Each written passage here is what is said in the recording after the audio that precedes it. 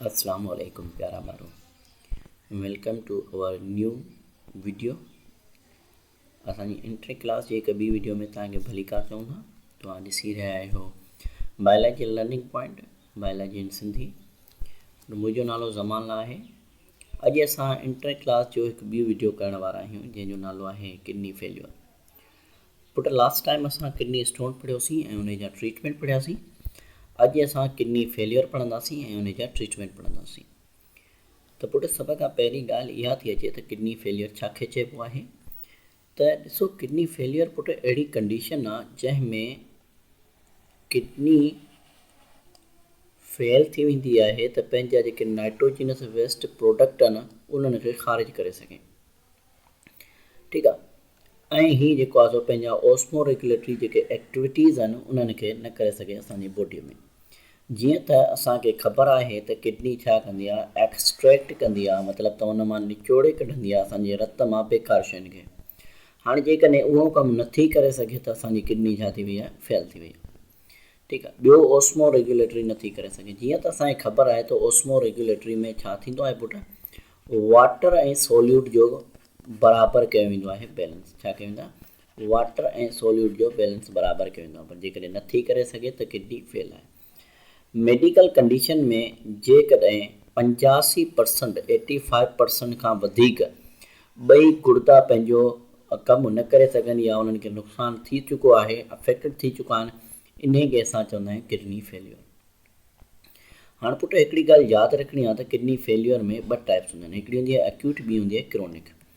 हाणे पहिरीं असां एक्यूट खे था ॾिसूं, पोइ असां क्रोनिक जी ॻाल्हि था कयूं। एक्यूट किडनी फेल्यूर पुट छा आहे? एक्यूट किडनी फेल्यूर चइबो आहे ही कंसर्न आहे तव्हांजी कंहिंसां पुट, sudden loss of kidney, sudden loss of filtering ability of kidney. अचानक सां गुर्दा पंहिंजे जेको साफ़ करण वारो कमु आहे उहो छॾे ॾियनि, इन खे असां छा चवंदा आहियूं, इन खे असां चवंदा आहियूं किडनी फेल्यूर। पुट हीअ जेका कंडीशन आहे हीअ कॾहिं ठहंदी आहे या कॾहिं थींदी आहे, डेवलप कॾहिं थींदी आहे, कुझु ई ॾींहंनि में थींदी आहे।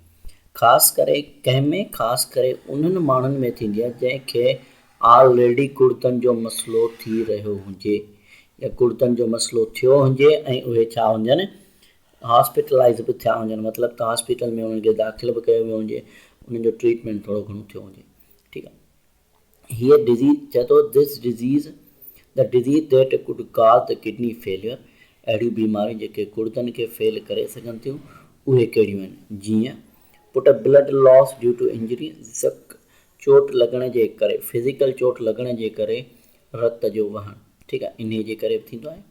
हार्ट अटैक जे करे बि किडनी फेल थींदी आहे। लिवर फेल्यूर जे करे बि किडनी फेल थींदी आहे।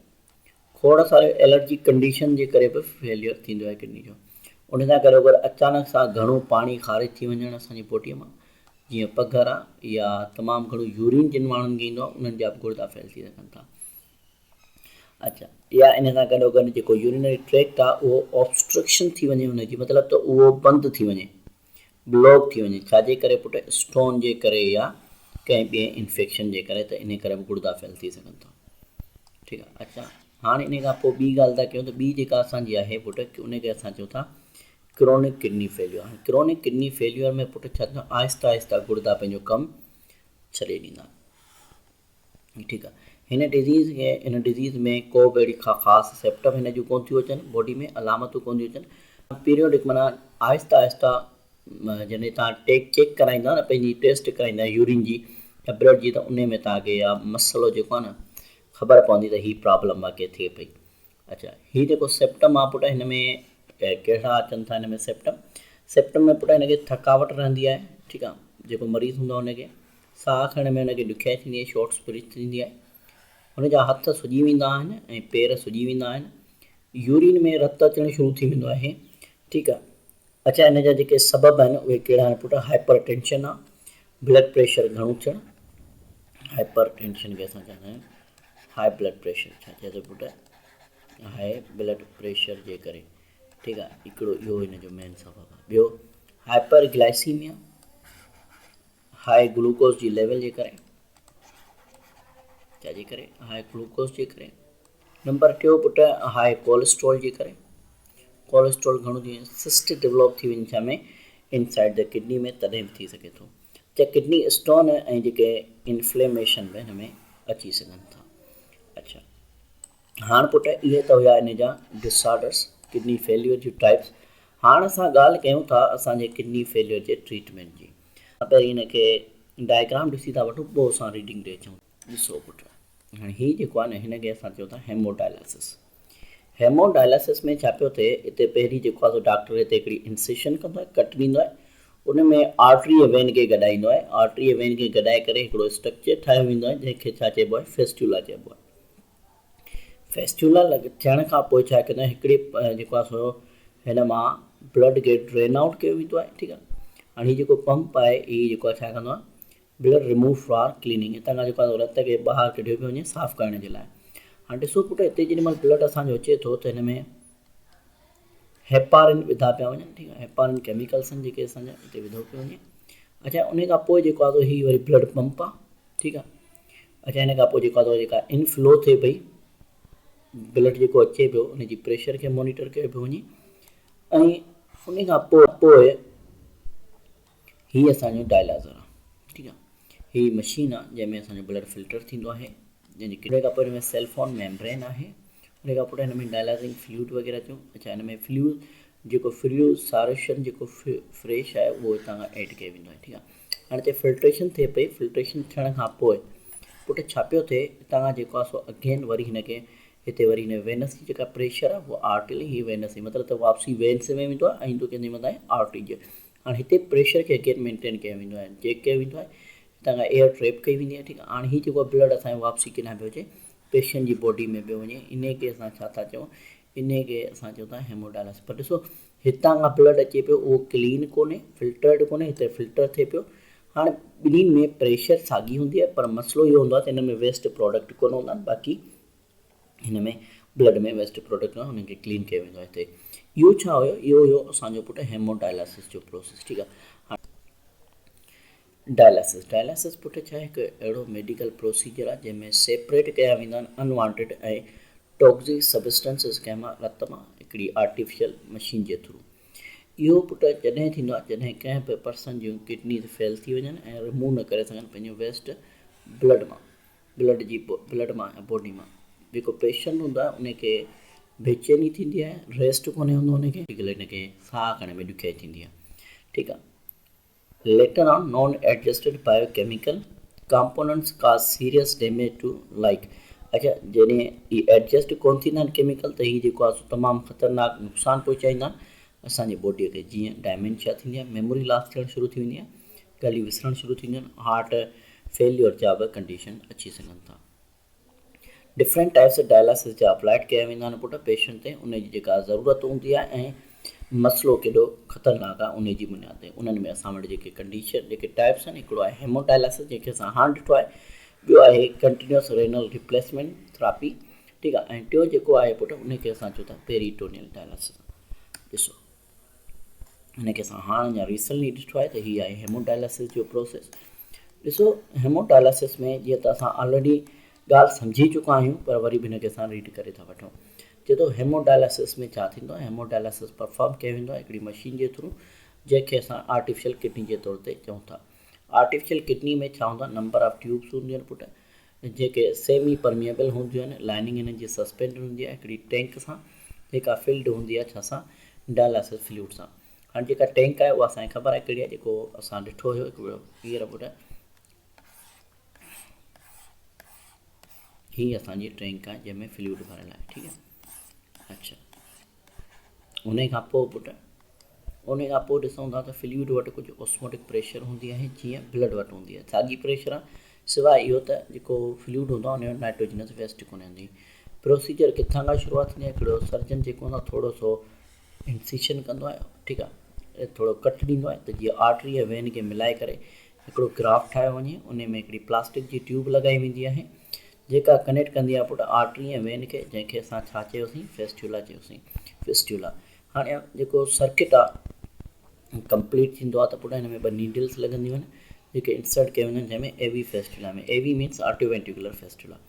अच्छा, हिन में जेको आहे हिकिड़ी नीडल असांजी कनेक्टेड हूंदी आहे कंहिंसां, आर्टरी सां।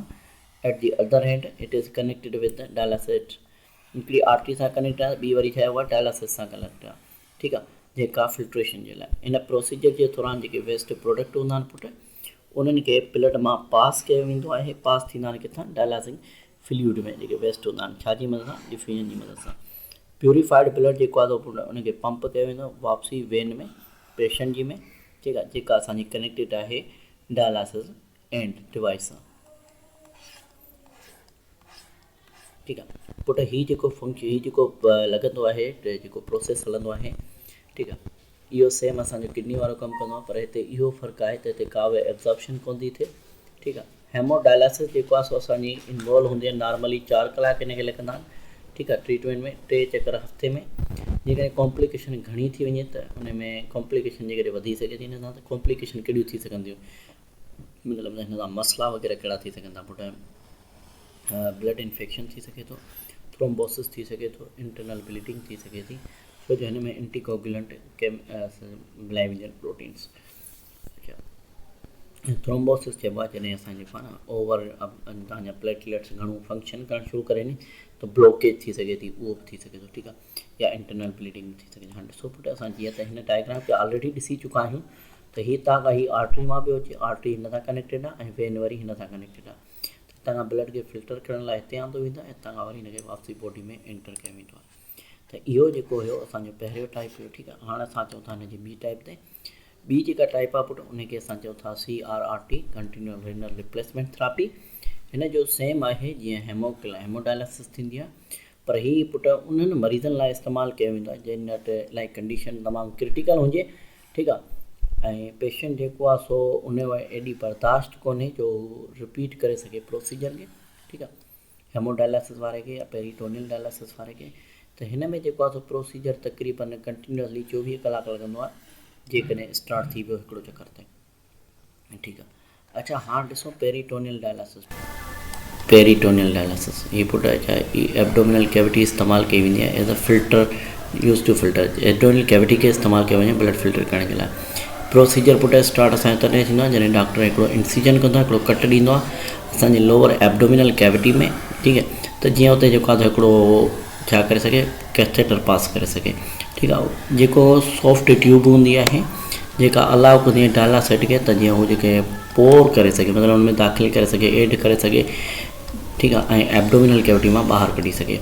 एब्डोमिनल कैविटी असांजी अंदरूनी जेको आहे सो इन खे हूंदी आहे छा पेरिटोनियम मेम्ब्रेन हूंदी आहे, जेका असांजी हिते कमु कंदी आहे as a neutral filtering membrane जे तौर ते। डायलिसिस जेको आहे हिन में पोर्ड इंसाइड कंदो आहे एब्डोमिनल कैविटी में, जेको पुल कंदो आहे पुटु छाखे छिकींदो आहे टॉक्सिन्स खे असांजे रत मां जेके पास थींदा आहिनि छाजे थ्रू, पेरिटोनियम मेम्ब्रेन जे थ्रू, किथे पुटु from its higher concentration to lower concentration, जिते घणी कंसंट्रेशन हूंदी आहे वेस्ट जी उहो लोअर जी तरफ़ ईंदो आहे, ठीकु आहे। त फ्लूइड जेको हूंदो आहे उहो पुटु बॉडी में काफ़ी कलाकनि ताईं रहंदो आहे, ठीकु आहे, जेको अलाउ कंदो आहे छाखे एक्सचेंज ऐं इक्विलिब्रियम जेको आहे आहिनि कंसंट्रेशन जी, ठीकु आहे। ब्लड जेको असांजो हिते खां गुज़रंदो आहे जेके हिन जे अंदरि जेके वेसल्स आहिनि, ठीकु आहे, त उनखे छा कयो डिस्कार्ड कयो वेंदो आहे, कढियो वेंदो आहे ॿाहिरि। डायलिसिस जेको आहे त पुटु हिकु रिमूव कयो वेंदो आहे जॾहिं उहो सेचुरेटेड थी वेंदो आहे। सेचुरेटेड मतिलबु त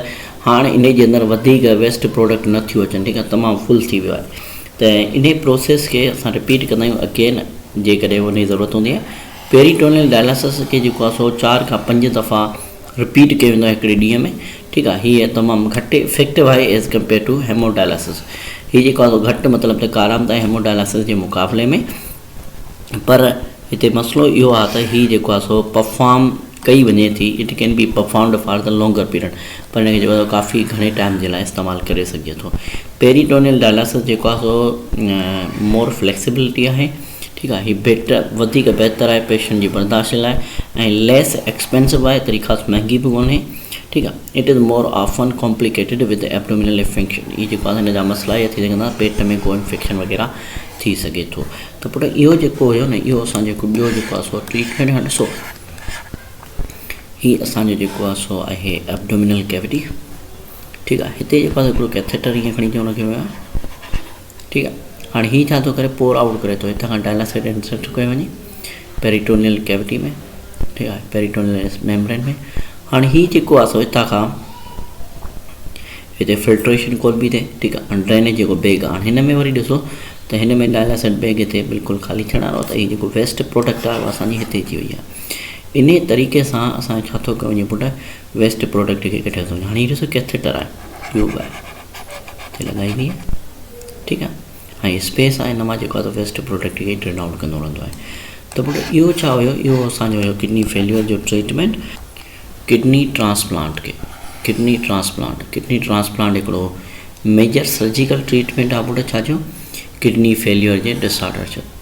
हिन प्रोसीजर में छा कंदा, हिकिड़ी हेल्दी किडनी जेको आहे सो हिकु ज़िंदा या हीअं खणी चऊं डिसीज़्ड डोनर, मतिलबु जंहिंजी डेथ थी वई आहे उन खां वरितो वियो आहे, ठीकु आहे। ऐं प्लेस्ड कयो वेंदो आहे किथे पुटु, लोअर बेली में, हेठि असांजे पेट में, in front of the side body. Diseased जेका किडनी हूंदी आहे पुटु, उहे तक़रीबन जेको आहे सो लेफ्ट छॾियूं वेंदियूं आहिनि जिते जॻहि वञण जी। किडनी ट्रांसप्लांट पुटु तॾहिं थींदो आहे जॾहिं किडनी जेको आहे तव्हांजो ऑलमोस्ट कंहिंजो 90% जेको आहे कमु करणु छॾे ॾिए, ठीकु आहे। हाणे हीअ सीरियस डिसऑर्डर आहे, ऐं हीअ छाजे करे थींदो आहे पुटु, हिन में हाई ब्लड शुगर लेवल थी वेंदी आहे ऐं अनकंट्रोल्ड हाई ब्लड प्रेशर थींदो आहे। किडनी स्टोन जे करे बि थी सघे थो, ऐं पॉलीसिस्टिक किडनी डिज़ीज़, मतिलबु इलाही खोड़ सारा सिस्ट ठही वेंदा आहिनि किडनी में, उन करे बि थी सघे थो मसइलो। हाणे ॾिसो हीअ असां वटि आहे, हीअ असांजो डोनर आहे, ठीकु आहे। हीअ डोनर आहे जेको किडनी खे डोनेट पियो करे, ऐं रेसिपेंट आहे जेको किडनी पियो वठे। हाणे ॾिसो पुटु, हिन जी नॉर्मल किडनी आहे ऐं हीअ किडनी हिन जी जेको आहे ॿई ख़राबु थी वियूं आहिनि, ठीकु आहे। हाणे हिन में हीअ किडनी जेको आहे हितां खां वरिती वई आहे, ऐं हिनखे जेको आहे हिननि खे तव्हां ईअं खणी चओ त कट कयो वेंदो आहे, ऐं हिन खे जेको आहे किडनी खे लोअर एब्डोमिनल में हयो वेंदो आहे, ठीकु आहे। इन तरीक़े सां असांजो किडनी ट्रांसप्लांट कयो आहे। हाणे पुटु प्रिंसिपल्स ऑफ किडनी ट्रांसप्लांट जा जेके से कहिड़ा असूलनि खे फॉलो कयो वेंदो आहे। त किडनी ट्रांसप्लांट पुटु पहिरीं ॻाल्हि त सभ खां ज़रूरी आहे त सेम मैचिंग ब्लड ग्रुप हुजे हिननि जो, ठीकु आहे। उन सां गॾो गॾु हिन जे बायोकेमिकल कंपोनेंट्स बि हिननि जा सेम हुजनि, डोनर जा ऐं रेसिपेंट जा। अच्छा, कॉम्पेटिबिलिटी जेॾी महिल असां हिनखे डोनेट कंदा आहियूं त पुटु हिन में जेको आहे न कॉम्पेटिबिलिटी कराई वेंदी आहे, छा हिन जा किडनी जा जेके जेको ॾाढो मैच थिए पियो या कोन पियो थिए। कॾहिं कॾहिं ईंदा ब्लड ग्रुप सेम हूंदो आहे, पर कॾहिं कॾहिं मैच कोन थींदो आहे, त इन करे वॾो मसइलो हूंदो आहे इहो, ठीकु आहे। त इन खां पोइ पुटु जेको आहे सो छा कयो वेंदो आहे, हिन में जेको रेज़िस्टेंस रखियो वेंदो आहे, असांजे इम्यून सिस्टम जेको आहे न उन जो जेको आहे न फंक्शन खे थोरो स्लो करायो वेंदो आहे। केरु छा करायो वेंदो आहे, इम्यून सिस्टम जेको आहे असांजो, ठीकु आहे। ह्यूमन ल्यूकोसाइड एंटीजन सिस्टम जेको आहे उनखे घटि करायो वेंदो आहे। छो, जेकॾहिं उहो तमामु घणो एक्टिव हूंदो त जेको किडनी डोनर आहे न, उहो जेको किडनी वठे पियो न पुटु रेसिपेंट, उनजो इम्यून सिस्टम एक्टिव थींदो त फंक्शन उन जेको आहे किडनी खे प्रॉपरली करणु कोन्हे, छो त हिनजे बॉडी जो पंहिंजो पार्ट कोन्हे, ॿिए खां वठूं पिया, त इन लाइ हिनखे जेको आहे स्लो करायो वेंदो आहे। अच्छा, प्रॉब्लम्स कहिड़ा हूंदा आहिनि पुटु जॾहिं तव्हां किडनी कंहिं ट्रांसप्लांट कराईंदा आहियो? त ट्रांसप्लांट खां पोइ पुटु हिकिड़ो वॾो मसइलो हूंदो आहे त इम्यूनोसप्रेसेंट ड्रग्स लॻायूं वेंदियूं आहिनि। इम्यूनोसप्रेसेंट ड्रग्स ॾिनियूं वेंदियूं आहिनि त जीअं माना इम्यून सिस्टम खे छा कनि, स्लो कनि, ठीकु आहे। जीअं असां वटि अचो साइक्लोस्पोराइन, ठीकु आहे, इहे लॻायूं वेंदियूं आहिनि। छो जो हिन सां छो लॻाईंदा आहिनि, इम्यून सिस्टम तव्हांजो घटि एक्टिव थिए, जीअं त असां ऑलरेडी ॻाल्हि करे चुका आहियूं। पर हिन सां हिकिड़ो मसइलो थिए थो, रिस्क फैक्टर अचनि था हिन सां। कहिड़ा? सभ खां पहिरियों जेको आहे हीअ छा स्टॉप कंदी आहे बॉडी खे त रिजेक्ट करण खां बचाए किडनी खे, जेका नई गुर्दो जेको वरितो आहे उहो रिजेक्ट न थी वञे। पुटु ॿियो जेको आहे साइड इफेक्ट खां बचाइण जे लाइ, पर उन सां गॾो गॾु ही खोड़ सारनि अपॉर्चुनिटिक इन्फेक्शन्स खे दाख़िल थियण जो मौक़ो ॾींदे बॉडी में। हाणे अपॉर्चुनिस्टिक इन्फेक्शन्स छा हूंदा आहिनि? अहिड़ा वायरस, अहिड़ा बैक्टीरिया जिन खे असांजी बॉडी माना चवंदी आहे त कुझु बि कोन्हे, हिननि खे कंट्रोल करे छॾींदी, ख़तमु करे छॾींदसि, ठीकु आहे। पर इहे बि हिन ते वरी हमिलो करे सघंदा, छो जो इम्यून सिस्टम छा थी वियो आहे, कमज़ोर थी वियो आहे। अच्छा पुटु, हाणे ॾिसूं पोइ छा थो थिए। इन खां पोइ वरी असांजी जेका सप्रेस्ड इम्यून सिस्टम जे करे बि थी वञे, किडनी ट्रांसप्लांट जेको सर्जरी आहे उहा इन्वॉल्व हूंदी आहे। सबस्टेंशियल कॉम्प्लिकेशन, इन में कुझु कॉम्प्लिकेशन्स थी सघनि था, जीअं ब्लड क्लॉटिंग जो फैक्टर थी सघे, ब्लड क्लॉटिंग जो मसइलो थी सघे थो, ब्लीडिंग थी सघे थी, लीकिंग थी सघे थी असांजी, या ब्लॉकेज थी सघे थो ट्यूब जो जेका लिंक कंदी आहे असांजी किडनी खे ऐं ब्लडर खे, यूरिटर खे, ठीकु आहे। अच्छा, उन सां गॾो गॾु हिन में बैक्टीरियल इन्फेक्शन थी सघनि था। उहे इन्फेक्शन जेके कैंसर या जेके से पास थी सघनि था डोनर खां। अच्छा, डेथ भी थी सघे थी, हार्ट अटैक थी सघे थो, उन सां गॾु गॾु जेको आहे सो स्ट्रोक भी थी सघे थो, इहे सभु कॉम्प्लिकेशन। ठीकु आहे। अच्छा, इन सां गॾो गॾु दैट स्टडीज़ रिवील दैट माना जेके तइलीम जेको पढ़ाई आहे उहा इन ॻाल्हि खे माना वाज़े थी करे त माण्हुनि जंहिं किडनी ट्रांसप्लांट करायूं न उहे बहितर ज़िंदगी रहनि पिया जेके डायलिसिस ते हलनि पिया। मतिलबु त हिकिड़ा माण्हू अहिड़ा हूंदा आहिनि जेके डायलिसिस कराईंदा रहंदा आहिनि थ्रू आउट द लाइफ, ॿिया अहिड़ा हूंदा आहिनि जेके ट्रांसप्लांट करायूं उन मसइले मां हल कढंदा आहिनि। त हिन चवण जो मक़सदु इहो आहे त उहे माण्हू जेके डायलिसिस ते हलनि पिया उन्हनि खां जेके किडनी ट्रांसप्लांट कराईंदा आहिनि त उहे वधीक पंहिंजी लाइफ खे बहितर नमूने सां रहनि पिया। त पुटु हिते असांजी अॼु जी हिकु ॿी वीडियो मुकमल थिए थी असांजे होम्योस्टेसिस जी। इंशाल्लाह मिलंदासीं हिकु ॿी वीडियो में। तेसि ताईं पंहिंजो खोड़ सारो ख़्यालु रखंदा ऐं असांजे यूट्यूब चैनल खे लाज़मी सब्सक्राइब कंदा ऐं पंहिंजे दोस्तनि ताईं लाज़मी शेयर कंदा। त इंशाल्लाह मिलूं था हिकु ॿी वीडियो में। अल्लाह हाफ़िज़।